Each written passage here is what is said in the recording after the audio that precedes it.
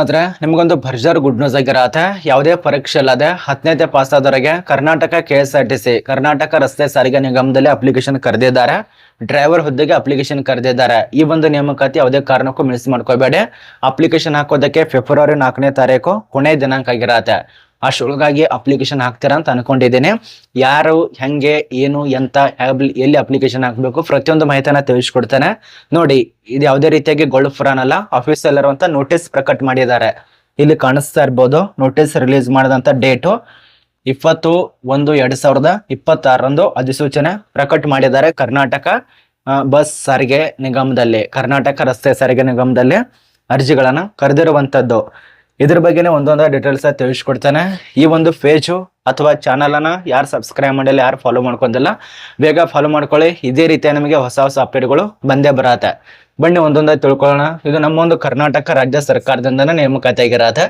KKRTC Karnataka KSRTC KKRTC ದಲ್ಲಿ ನೇಮಕಾತಿ. ಇದು ಸಂಪೂರ್ಣವಾಗಿ ಅಪ್ಲಿಕೇಶನ್ ಹಾಕಿದ್ರೆ ವಾಕ್ಯನ ಮೂಲಕ ಇಂಟರ್ವ್ಯೂ ಇರತ್ತೆ. ಒಂದು ನೇರವಾಗಿ ಸಂದರ್ಶನ ನಡೆಸ್ತಾರೆ. ಇಲ್ಲಿ ನೋಡಿ ನೇರವಾಗಿ ಸಂದರ್ಶನ ಇರತ್ತೆ. ಈ ಒಂದು ಸಂದರ್ಶನದಲ್ಲಿ ಯಾವ ರೀತಿಯಾಗಿ ಹಂಗೆ ಏನು ಅಂತ ಸ್ವಲ್ಪ ಮಾಹಿತಿಯನ್ನು ಕೇಳ್ತಾರೆ.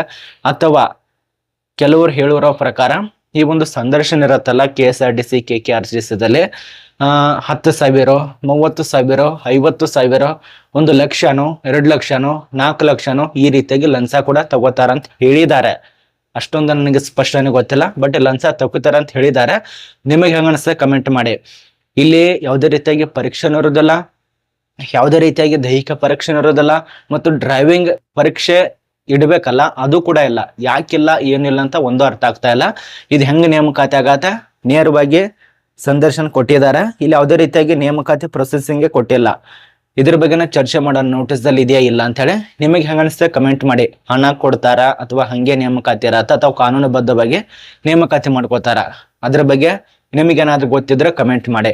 ಇದ್ರದ್ದು ನೋಟಿಸ್ ನಮ್ಮೊಂದು ಟೆಲಿಗ್ರಾಮ್ ಗ್ರೂಪ್ ಕೊಟ್ಟಿದ್ದೇನೆ, ಚೆಕ್ ಮಾಡ್ಕೊಳ್ಳಿ. ಅರ್ಜಿ ಸಲ್ಲಿಸುವಂತ ಇನ್ನಷ್ಟು ಹೆಚ್ಚಿನ ಮಾಹಿತಿ ಪಡಿಬೇಕಂದ್ರು ಇಲ್ಲಿದೆ ನೋಡಿ www.com ಬೀದರ್ NIC ಭೇಟಿ ನೋಡ್ಕೊಂಡು ಇನ್ನಷ್ಟು ಹೆಚ್ಚಿನ ಮಾಹಿತಿನ ಪಡೆದುಕೊಳ್ಳಿ. ಮತ್ತೆ ನೀವು ಡೈರೆಕ್ಟ್ ಆಗಿ ವಾಕ್ಯನ್ನು ಅಂದ್ರೆ ಸಂದರ್ಶನಕ್ಕೆ ಹೋಗುವಂತ ಡೇಟ್ ನೋಡಿ ಎಲ್ಲಿ ತನಕ ಹೋಗಬೇಕು. ಇಲ್ಲಿ ನೋಡಿ 3/2/2026 4/2/2026 ತನಕ ಇದಕ್ಕೆ ಸಂಬಂಧಪಟ್ಟಂತೆ ಸಂದರ್ಶನ ಇರತ್ತೆ. ಚಾಲಕ ಹುದ್ದೆಗೆ ಇದು ಅಪ್ಲಿಕೇಶನ್ ಕರೆದಿದ್ದಾರೆ. ಎಲ್ಲಿ ಸಂದರ್ಶನ ಇರತ್ತೆ ಇದರಲ್ಲಿ ಕೊಟ್ಟಿದ್ದಾರೆ ನೋಡಿ.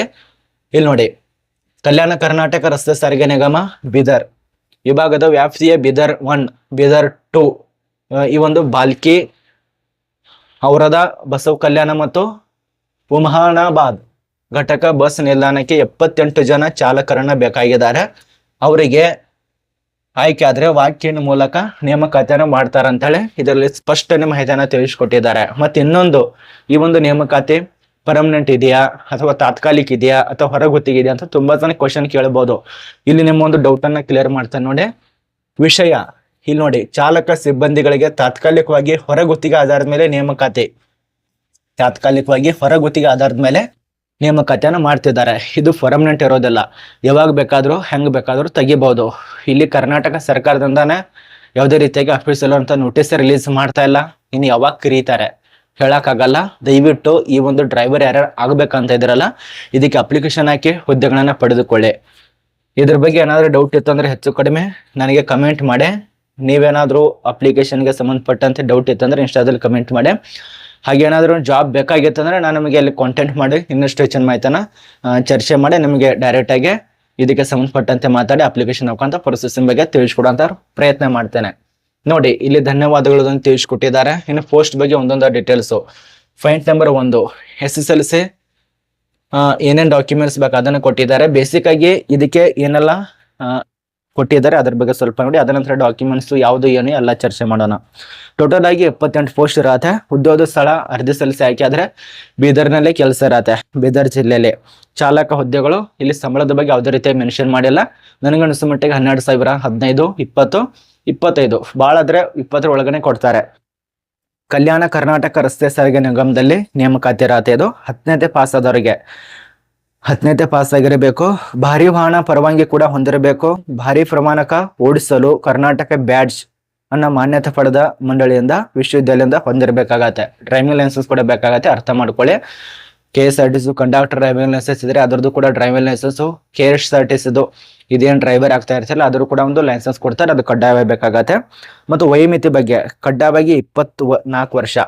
ಇಲ್ಲಿ ನೋಡಿ 24 ವರ್ಷ 4/2/2026 ಸಂಬಂಧಪಟ್ಟಂತೆ ಕನಿಷ್ಠ ಆಗಿರತ್ತೆ, ಗರಿಷ್ಠ ಅಲ್ಲ ಇದು, ಕನಿಷ್ಠ 24 ಮತ್ತು ಗರಿಷ್ಠ ವಯೋಮಿತಿ ಇರೋದು 35. ಇಲ್ಲಿದೆ ನೋಡಿ 35 ಸಾಮಾನ್ಯ ವರ್ಗದವರಿಗೆ. ಅದೇನೇನಾದ್ರು 2A 2B 3A 3B ದವ್ರು ಆಗಿತ್ತು ಅಂದ್ರೆ 38 ವರ್ಷ. ಅದ ನಂತರ ಪರಿಶಿಷ್ಟ ಜಾತಿ ಪರಿಶಿಷ್ಟ ಪಂಗಡದವ್ರು ಇತ್ತು ಅಂದ್ರೆ ನಿಮಗೆ 40 ವರ್ಷ. ಸುಮಾರು 24 ವರ್ಷದಿಂದ 40 ವರ್ಷ ತನಕ ಅವಕಾಶ ಕೊಟ್ಟಿದ್ದಾರೆ ನೋಡಿ. ಇದು ನಮಗೆ ಅರ್ಥ ಆಗ್ತಿದೆ ಅಂತ ಅನ್ಕೋತೇವೆ. ಅದರ ಬಳಿಕ ಯಾರ್ಯಾರಿಗೆ ಎಷ್ಟೆಷ್ಟು ಎಲ್ಲೆಲ್ಲಿ ಖಾಲಿ ಇರತ್ತೆ ಅದ್ರ ಬಗ್ಗೆ ಸ್ವಲ್ಪ ಚರ್ಚೆ ಮಾಡೋಣ. ವಯೋಮಿತಿ ಕೂಡ ಸಡಿಲಿಕ್ಕೆ ಇರತ್ತೆ.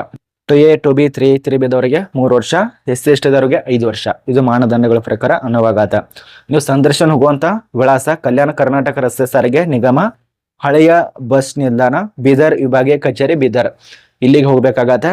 4 ಫೆಬ್ರವರಿ 2026 ಒಳಗಾಗಿ 2ನೇ ತಾರೀಕು 3, 4 ಈ ರೀತಿಯಾಗಿ ಕೊಟ್ಟಿದ್ದಾರೆ. ಅಧಿಸೂಚನೆ ಆಗಿರೋದು 20ನೇ ತಾರೀಕು. ಇದ್ರ ಬಗ್ಗೆ ನಮಗೆ ಕ್ಲಿಯರ್ ಆಗಿ ಮಾಹಿತಿ ಅರ್ಥ ಆಯ್ತು ಅಂತ ತಿಳ್ಕೊತೀವಿ. ಶುಲ್ಕ ಇರೋದಿಲ್ಲ, ಪರೀಕ್ಷೆ ಬಗ್ಗೆ ಮಾಹಿತಿ ಇಲ್ಲ, ಸಂದರ್ಶನ ಬಗ್ಗೆ ಮಾಹಿತಿನ ಅಷ್ಟೇ ಕೊಟ್ಟಿದ್ದಾರೆ ನೇರ ನೇಮಕಾತಿಯಲ್ಲಿ. ನೋಡಿ ಇನ್ನು ಇದಕ್ಕೆ ಏನೆಲ್ಲ ಡಾಕ್ಯುಮೆಂಟ್ಸ್ ಬೇಕು ಹೋಗ್ಬೇಕಲ್ಲ, ಅಲ್ಲಿ ಡಾಕ್ಯುಮೆಂಟ್ಸ್ ಏನೇನು ಕೇಳ್ತಾರೆ. ಮೊದಲನೇದಾಗಿ SSLC ಮೂಲ ಡಾಕ್ಯುಮೆಂಟ್ಸ್ ಬೇಕು. ಅದ ನಂತರ ನಿಮ್ಮೊಂದು 2 years HTV ಲೈಸೆನ್ಸ್ ಕೂಡ ಬೇಕಾಗತ್ತೆ, ಡ್ರೈವಿಂಗ್ ಹೆವಿ ಲೈಸೆನ್ಸ್ ಕೂಡ ಬೇಕಾಗತ್ತೆ, ಗೂಡ್ಸ್ ವೆಹಿಕಲ್ ಮತ್ತು ನಿಮ್ಮೊಂದು ಕರ್ನಾಟಕ ಬ್ಯಾಡ್ಜ್ ಕೂಡ ಹೊಂದಿರುವಂತ ಲೈಸೆನ್ಸ್ ಕೂಡ ಕಡ್ಡಾಯಬೇಕು, ಪ್ರಮಾಣ ಪತ್ರಗಳು ಬೇಕಾಗತ್ತೆ. ಈ ಒಂದು KKRTC ನಿಗಮದಲ್ಲಿ ಅಥವಾ ಸಹೋದರ ಸಂಸ್ಥೆಗಳಾದ ಕರ್ನಾಟಕ, ಈ ಒಂದು ಕರ್ನಾಟಕ KSRTC ನಿಗಮ, ಬೆಮಸ ಸಂಸ್ಥೆ, ವಾಕಾರಸ ಸಂಸ್ಥೆಗಳಲ್ಲಿ ಗಣೀಕೃತವಾಗಿ ಚಾಲನಾ ಪಥದ ಟ್ರ್ಯಾಕ್ ಟ್ರೆಸ್ಟಲ್ನಲ್ಲಿ ಭಾಗವಹಿಸಿ ಉತ್ತೀರ್ಣರಾದ ಕುರಿತು ಅಂಕಪಟ್ಟಿ ಕೂಡ ಹೊಂದಿರಬೇಕು. ಡಾಕ್ಯುಮೆಂಟ್ಸ್ ಕೂಡ ಬೇಕಾಗತ್ತೆ, ಅದರದ್ದು ವರದಿ, ಆಧಾರ್ ಕಾರ್ಡ್ ಬೇಕು, ಜಾತಿ ಪ್ರಮಾಣ ಪತ್ರ, ಇತ್ತೀಚಿನ ಪಾಸ್ಪೋರ್ಟ್ ಫೋಟೋಗಳು 4 ಬೇಕಾಗತ್ತೆ, 4. ಮತ್ತು ಅಭ್ಯರ್ಥಿಗಳು ನಿಮ್ಮೊಂದು ಮೂಲ ಡಾಕ್ಯುಮೆಂಟ್ಸ್ ಎಲ್ಲ ವಯೋಮಿತಿ 4ನೇ ತಾರೀಕು ಲೆಕ್ಕಾಚಾರ ಮಾಡ್ಕೊಳ್ಳಿ ಫೆಬ್ರವರಿ 10ನಲ್ಲಿ. ಅದ ನಂತರ ಎಲ್ಲ ಡಾಕ್ಯುಮೆಂಟ್ಸ್ ಜೊತೆಗೆ ಅಪ್ಲಿಕೇಶನ್ ಹಾಕಿ. ಮತ್ತೆ ನಿಮ್ಮ ಪ್ರಮಾಣ ಪತ್ರ ಕೂಡ ಬೇಕಾಗತ್ತೆ. ಇನ್ನು ಚಾಲಕ ಹುದ್ದೆ ಇರೋದು 50. ಇದರಲ್ಲಿ ಹಿಂಬಾಕಿ ಬ್ಯಾಕ್ಲಾಕ್ ಹುದ್ದೆ ಕೂಡ 22 ಇರತ್ತೆ. ಮತ್ತು ಇವರಿಗೆ ಪರಿಶಿಷ್ಟ ಜಾತಿ ಇತರೆ ವರ್ಗದವರಿಗೆ ನೋಡಿ 32. ಮಹಿಳಾ ಅಭ್ಯರ್ಥಿಗೆ ಅನ್ಸುತ್ತೆ ಇದು ಅಂತ ಕೊಟ್ಟಿದಾರಲ್ಲ, ಮಹಿಳಾ ಅಭ್ಯರ್ಥಿಗೆ 24, ಒಟ್ಟು 58. ಇದನ್ನ ನೋಡ್ಕೊಳ್ಳಿ. ಅಂತ ಕೊಟ್ಟಿದಾರಲ್ಲ, ಇದು ಬಹುಶಃ ನನಗನ್ಸೋ ಮಟ್ಟಿಗೆ ಮಹಿಳಾ ಅಭ್ಯರ್ಥಿ ಅಂತ ಅನ್ಸುತ್ತೆ. ನೋಡ್ಕೊಳ್ಳಿ 24, ಇದು 32. ಯಾರ್ಯಾರಿಗೆ ಅಷ್ಟಿರ್ತದೋ ಚೆಕ್ ಮಾಡ್ಕೊಳ್ಳಿ. ಇತರೆ ವರ್ಗದವ್ರಿಗೆ ಇಲ್ಲಿ ಬ್ಯಾಕ್ಲಾಕ್ ಹುದ್ದೆಗಳು 22 ಇರತ್ತೆ, ಟೋಟಲ್ ಆಗಿ 22. ನೋಡಿ ಇದ್ರ ಬಗ್ಗೆ ಚರ್ಚೆ ಮಾಡ್ಕೊಳ್ಳಿ, ಇನ್ನಷ್ಟು ಮಾಹಿತಿ ನಿಮಗೆ ಗೊತ್ತಾಗತ್ತೆ. ಮತ್ತೆ ಇತರೆ ಎಲ್ಲ ಷರತ್ತುಗಳನ್ನ ಕೊಟ್ಟಿದ್ದಾರೆ. ಪ್ರತಿಯೊಂದು ಷರತ್ತನ್ನ ನೋಡ್ಕೊಳ್ಳಿ. ಎಲ್ಲ ಷರತ್ತುಗಳನ್ನ ನಾನು ಓದಾಕಾಗಲ್ಲ, ಯಾಕಂದ್ರೆ ತುಂಬಾ ಇದಾವೆ, ಸುಮಾರು 10ರಿಂದ 20 ಷರತ್ತು ಇದಾವೆ. ಅದನ್ನ ಚೆಕ್ ಮಾಡ್ಕೊಳ್ಳಿ. ಯಾವ್ದಾದ್ರು ಒಂದ್ ಹೇಳ್ತೇನೆ ನೋಡಿ. ಸದರಿ ಹೊರಗುತ್ತಿಗೆಗೆ ನೇಮನ ಗರಿಷ್ಠ 11 ತಿಂಗಳ ಅವಧಿಗೆ ಮಾತ್ರ ಇರುತ್ತೆ. ಇದು ಪಾಯಿಂಟ್ ಆಗಿರತ್ತೆ. 11 ತಿಂಗಳು ಮಾತ್ರ ನಮಗೆ ಕೆಲಸ ಇರತ್ತೆ ಅಂತ ಹೇಳಿದ್ದಾರೆ. ನಿಯಮಗಳ ಅವಶ್ಯಕತೆಯೊಂದಿಗೆ ಅನುವಾಗಿ ಯಾವುದೇ ಸಮಯದಲ್ಲಿ ಸದರಿ ಹೊರಗುತ್ತಿ ಆದೇಶ ರದ್ದುಗೊಳಿಸಬಹುದು. ಅಂದ್ರೆ ಯಾವಾಗ ಬೇಕಾದ್ರೂ ತೆಗಿಬಹುದು. ನಿಮ್ಮ ಇದೇನ್ ಕೆಲಸ ಮಾಡ್ತಾರಲ್ಲ ಯಾವಾಗ ಬೇಕಾದ್ರೂ ಆಚರಣೆ ಹಾಕ್ಬೋದು, ನಮಗೆ ಏನ್ ಹೇಳಕ್ಕಾಗಲ್ಲ. ನನಗನ್ಸೋ ಮಟ್ಟಿಗೆ ಇದು ಸತ್ಯ ಆದ್ರೆ ಕೈ ನಿಮ್ಗಿಂತ ಜಾಸ್ತಿ ಯಾರು ಅಮೌಂಟ್ ಕೊಡ್ತಾರಲ್ಲ ಅವ್ರನ್ನ ಆಯ್ಕೆ ಮಾಡ್ತಾರೆ, ಅಥವಾ ನಿಮ್ಗಿಂತ ಕಡಿಮೆ ಕೊಟ್ಟಾರನ್ನ ಆಯ್ಕೆ ಮಾಡಲ್ಲ. ಅದೇ ಒಂದು ಜಾಗದಲ್ಲಿ ಜಾಸ್ತಿ ಕೊಟ್ರೆ ಆಯ್ಕೆ ಮಾಡ್ತಾರೆ. ಈ ರೀತಿಯಾಗಿ ಆಗುವಂತ ಪರಿಸ್ಥಿತಿ ಇರತ್ತೆ. ನೋಡಿ 11 ತಿಂಗಳು ಕೆಲಸ ಇರತ್ತೆ.